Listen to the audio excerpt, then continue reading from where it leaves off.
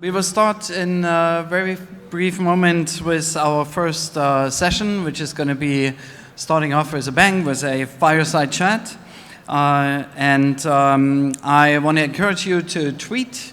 We have the hashtag PGConnects that we're collecting all that under. So if you see something cool, if you have an inspirational quote, feel free to share it with the world. Typically after each session we have a Q&A for a couple of minutes. I believe we have some microphones that might be going around. So please ask anything you want to know from the speakers on stage. They're happy to share. Okay, so let's get this started. I'd like to invite Charlie from Steel Media and Mohamad from Jawaker to the stage for the first session.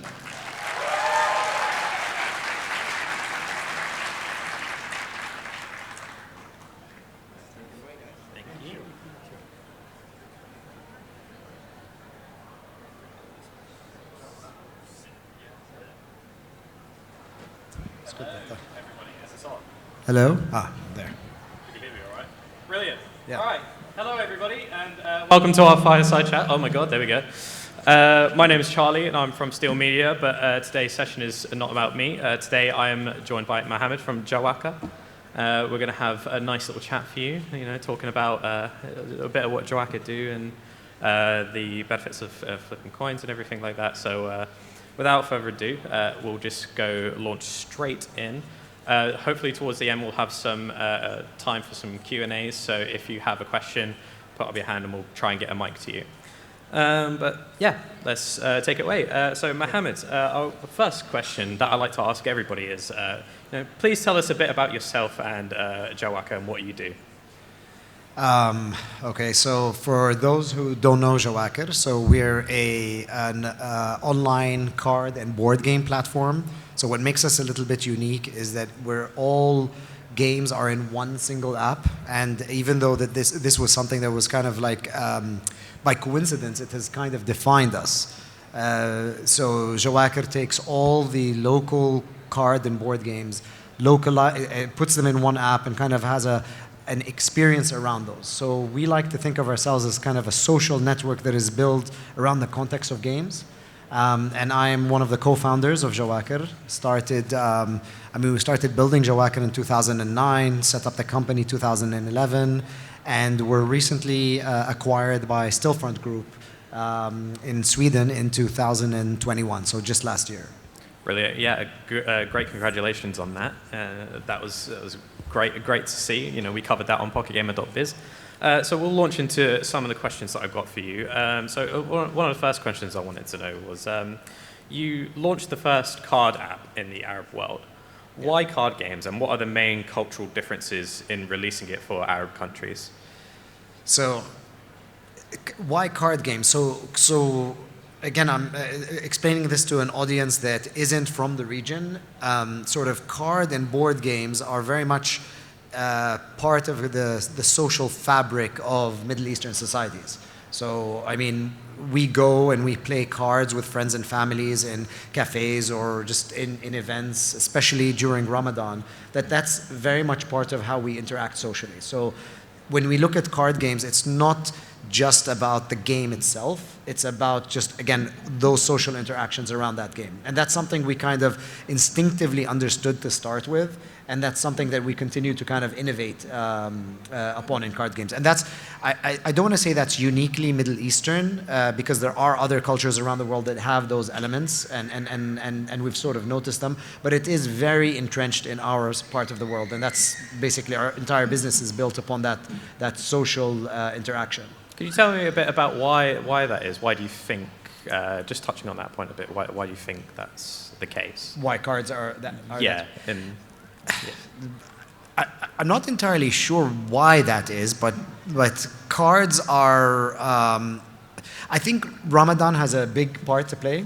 Because again, if let's say someone is a casual card gamer, usually during that month they play a lot of cards and they're just reminded of that of the rules and sort of reminded of how fun a social interaction it is. So I think Ramadan probably might play a role in kind of having that constant, yearly live ops event, if you will, that reminds people of these games. So perhaps that's part of the dynamic. But I just think again, it's across the region that this type of interaction exists. Brilliant. That's that's a nice sort of you wouldn't call it a problem, but it's a nice thing to have. Like outside sources directly influence how each business runs, and you take a good sort of advantage of that, which is great. It's great for any business. So your games are highly social. Right. Is it an important feature for the success in this region? To be social? To be highly social, yeah, social games. I mean, again, I don't think it's an essential feature, but it's, again, our DNA is built upon that social interaction, and is something we have to constantly think about. So maybe sort of the message that I would say is to understand what kind of game you are, right? And there are many successful games in the region and from outside the region that are successful in the region that are not necessarily highly social, but if they're just true to what their core value add is, then I think there's, that's what you need to do in order to be kind of like just successful. Yeah, absolutely. Yeah. So as we are talking about culture, profitability, and flipping coins, what would you say is the impact of culture in the profitability of your games? So, maybe let me talk about the impact of culture generally on our company. And again, we're, the team is literally front row. Yeah, I can see you guys. And, hello. So we have an amazing team. And I think, our focus on what it means to be part of Jawaker is something essential. I think, you can try things out and they can work out and then they can fail. But effectively, if your culture kind of encourages you to keep trying and keep innovating, because innovation is huge. Like, we build card and board games. I mean, we didn't invent Tarnib or Tricks or all the games that are actually in the public domain. We didn't invent them. We just took them and created an innovative experience around it. And that's something that we culturally encourage everyone to kind of do. And I think that's one of the things that is really important. Yeah, absolutely. So you mentioned in your opening sort of answer that you were recently acquired by Stillfront. Right. I just wanted to ask, how did that impact your business and releases? Actually, surprised. I mean, we get asked that question a lot. So let me tell you how it impacted our business. Stillfront is a publicly traded company. So there are mechanics of a publicly traded company that sort of just by definition will affect the way you kind of interact with the business. But I think they're minimal. Stillfront, the model is to buy independent studios, keep them independent in the way they operate, but also kind of, create a lot of interactions and try to encourage synergies. We just had our, as Jawaker, our second StillCon, which is a biannual conference that happens twice a year for Stillfront, the Stillfront group of companies. We just recently had it in Jordan. And it's effectively bringing these independent studios and kind of, mixing them together so that magic can happen from these interactions. But we're very much independent. I think if you'd ask the vast majority of the team, I think nothing has changed that wouldn't have otherwise changed if Jawaker had remained independent, because we really do still act independently in many ways. Brilliant. Yeah. That's great to hear. It's great to hear that, because a lot of the time you hear when a company is acquired by quite a larger organization, it can work out. Of course, we've seen many examples of that, but sometimes it's they get fully integrated and it ends up they don't work independently, and sometimes that's quite a negative thing. Yeah. So it's good to see that Jawaker's they're thriving under it, but you're able to operate independently. It's great Absolutely, to see. yeah. It's great to see. So I wanted to ask as well, what is key for Jawaker's success in your opinion? I mean, we get asked that question a lot because what I think happens, I've noticed happen is sort of when you have the news of Jawaker's exit is like, for people who haven't heard of Jawaker or don't know sort of the background, just think, oh my God, this just came out of the blue and it's this big success story, which is it is, and we're very proud of it. But they ask you to kind of attribute your success to certain things. People kind of look for a formula, right? And even though I don't think there is one, you have to kind of think to yourself, like, what could that formula be? And I think, again, the sort of the topic of my talk, I think culture is huge.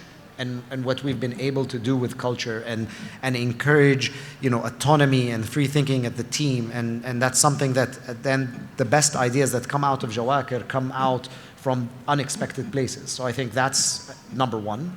I think number two is that we thought about ourselves as a business from day one, and we were seeking profitability from day one. And I say that because profitability gives you a form of independence in terms of the way you do things that you wouldn't otherwise have if you have the wrong source of capital. So if an investor comes in, and again, the more investors come in, the larger the likelihood of you getting the wrong investor. But if an investor comes in, they expect something, and you might want to take the company a certain direction, and they might want to take it into another direction. So just something to understand is that profitability gives you that autonomy, that independence. It's very important.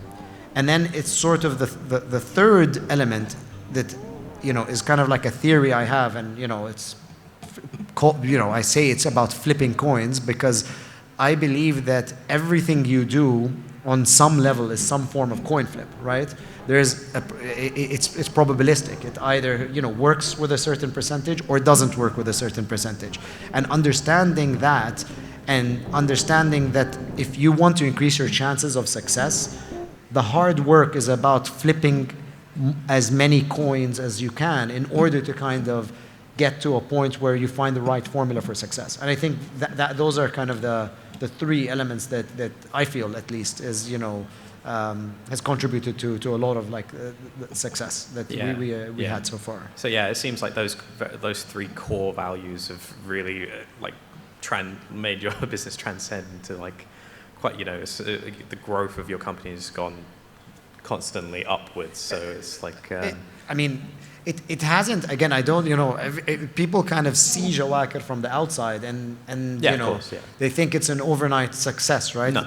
It's an overnight success. 12 years in the making. That's kind of how it is. So it's like we've always been a company with a culture that likes our work to kind of speak for itself. We haven't been very public and in terms of what our achievements are. We kind of just want to do what we do, and if they work out, I think those would resonate with our players first and foremost. Absolutely.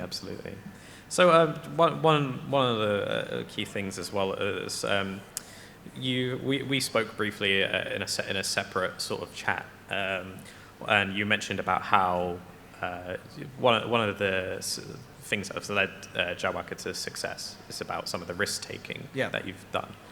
Could you give me an example of some of the risks you took, without going into, revealing too many secrets, of course.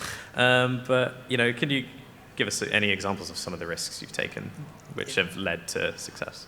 I mean, the very existence, I think, of our day-to-day is risk-taking. I mean, I don't want to be sort of dodging your question or not giving you specifics, but effectively, Jawaker, our daily kind of experience is always asking ourselves what worked, what didn't work, why not, and always trying something new. I personally genuinely believe in that, and I think the vast majority of the team, if not all the team, actually embraces that culture of we need to keep taking risks, calculated risks, in order to innovate, because that's where what we're good at. In Jawaker, we're good at innovating, and we're always asking ourselves and being as data-driven as possible as to what works, and always trying to push the boundaries. So I think there are so many examples that I can't even, come up with even one. But it's just it's embedded in our culture, I think, in terms of how we operate. Brilliant, brilliant. Yeah. So I've realized I've been asking a lot of questions, so I just wanted to invite the audience to see if there's any questions that you'd like to ask Mohamad, and then we'll get a mic towards you. So if you have a question, just put up your hand now. Yeah, we have one just there. Just there.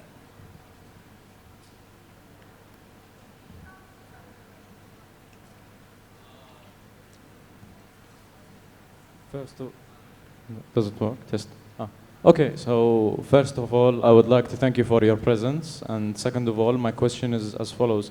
Does success only depend on chance? So do you chance upon it, or do you work hard and it just pops up? What would you give as advice to youngsters who are just starting out or looking to find a way to success? Okay. For those who know what I was going to talk about, I didn't plant that question, right? But thank you for asking that question because going back to this coin flipping idea, right, about chance and luck plays a big role in everything you do, right? To ignore the fact that if you try something as good even if it has a 90% chance of succeeding, there's a 10% chance that it's not going to succeed, right? So basically understanding that chance plays a big role in every attempt is important. So I think at its core, luck is the contributor to success or failure. However, if you're flipping a coin and it flips against you, flipping the coin again and then again and again and again until it flips in your favor is what I think hard work is, right? And again, call it perseverance, call it an understanding of just the probabilistic nature of how I think successes work is to keep trying different things in different ways, and hoping that you flip coins that are favorable to you, and you understand that you're trying to do something with a higher probability of success. And again, if I were to give advice, it would be that constant iteration is the key to you figuring out, or hopefully having luck come in your favor, because you continuously flip these different coins and try these different ways at doing whatever it is that you're doing. Thank you. That answered my questions. Brilliant. I think we'll squeeze just one more question. There's just one just there. Just there. Yeah. Hi. Thank you so much for all of this speech. It was very powerful, to be honest. But I have one question. Usually people have very limited number of applications on their phones. How do you keep them keen to keep Jawaker on their phones? So you said had very limited what? Sorry? Applications in general. Okay. And yes. How do you get them to keep Jawaker and keep playing Jawaker? Yes. That's effectively what we think about and do every day. I'll tell you what helps, right? So again, our single app is important, right? Because the fact that you have 40 plus games on Jawaker means that if you delete Jawaker, you're deleting 40 games in one click, right? And generally people might be more reluctant to do that than to delete, one or two games. So that's very important. So as we continue to sort of build more games, that just makes the weight of Jawaker on your phone even better.